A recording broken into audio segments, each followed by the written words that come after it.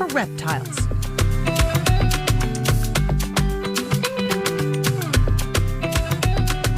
Rainforest Reptiles is a family-run business owned by Michael Robusky and his wife, Joni Gallagher.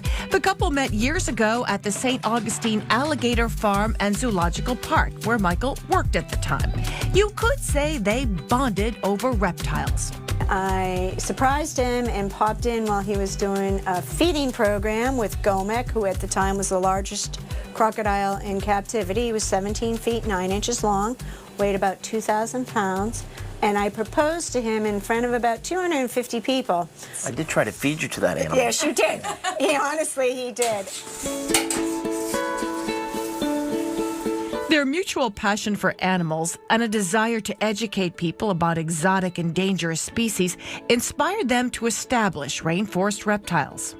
The mission is to educate people about the environment to improve the quality of their lives. Educating about the natural world to improve the quality of our lives and to inspire the next generation.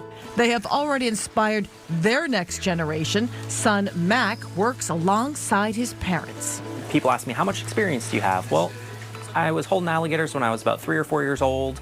I was playing with snakes. I was not a typical kid, you could say, in the least. Mac was born into this job. When he graduated from high school, he immediately went to work in a zoo before college. From pythons to primates, Mac loves animals. The more misunderstood, the better. I love reptiles. I love working with them. They're so unique, misunderstood, and there's so much opportunity to really instill the positivity for these animals and why they're so important in their natural environment.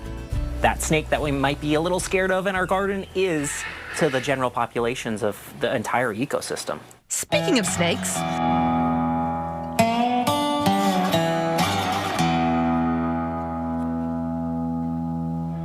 Rainforest knows their snakes. They are the first call from Northeast state and federal wildlife agencies when authorities encounter some unusual trespassers.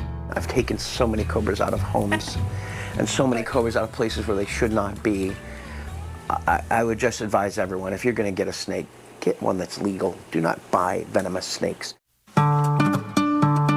There is a special room at Rainforest where poisonous snakes are kept. You can see why Michael earned his nickname Reptile Man, as he easily handles this monocle cobra.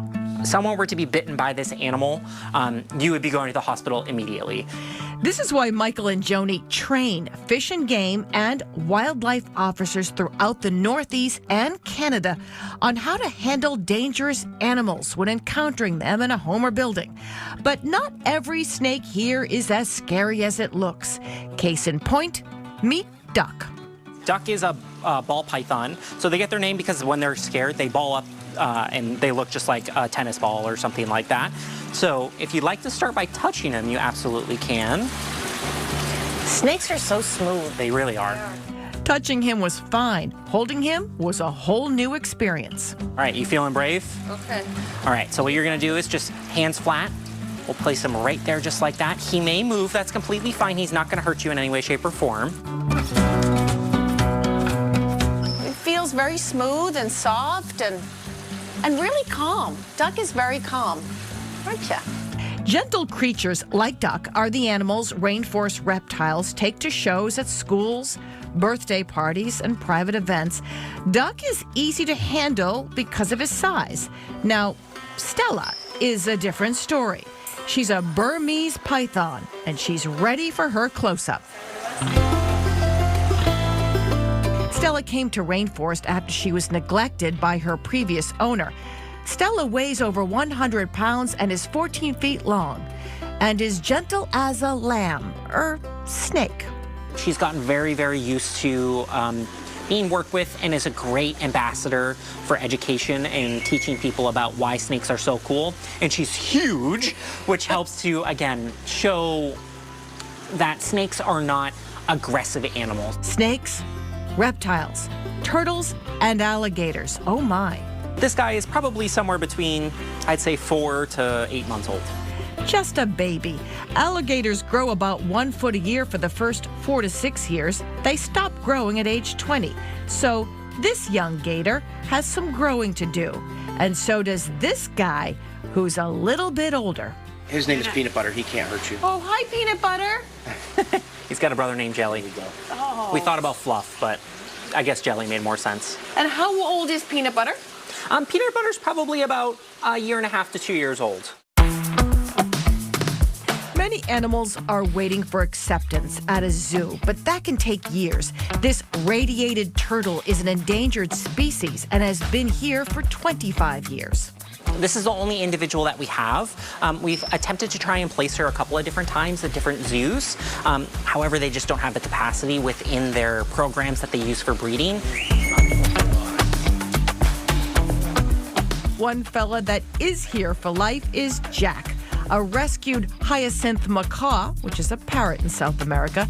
Jack has a vibrant spirit, and he loves to mug for the camera. You can see when he stretches out his wings, he's got those really long feathers that go across. Those are actually, a lot of those are flight feathers. It makes it so that he is able to get lift when he's flapping those wings so that he can fly.